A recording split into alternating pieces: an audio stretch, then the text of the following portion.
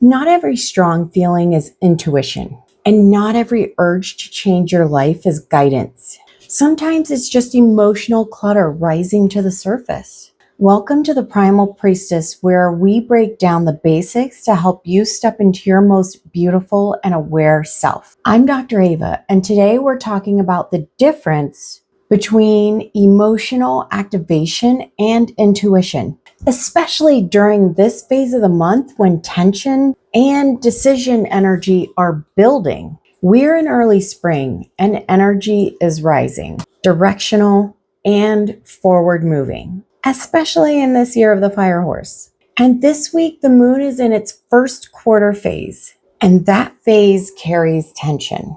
Not chaos, just tension. It's the moment when something internal wants to move, but clarity isn't fully formed yet.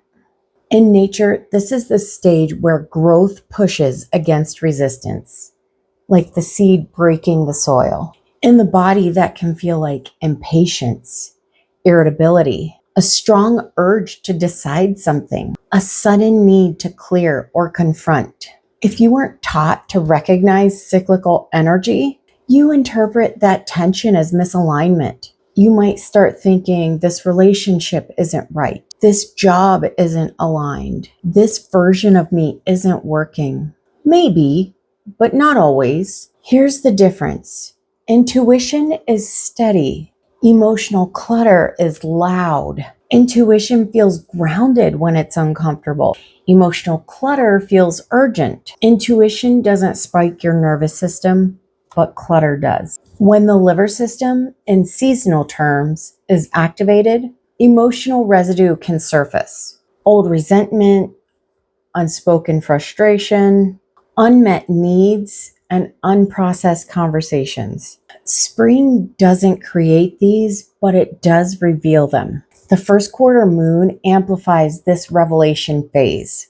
You start to feel tension between where you are and where you want to be. That tension is not a command. It's awareness. You're not broken. You're just responding to something that you were never taught to see. Emotional clutter rises so it can move. Once that clutter settles, then your intuition can rise. If you try to make decisions within the surge, you can blur the two. And that is where many women confuse intensity with truth. Intensity feels convincing, but truth feels calm, even when it's asking something hard. So this week is not about making major decisions. It's about observation. So when a strong feeling arises, ask, is this steady or is it spiking? Does it feel grounded or reactive?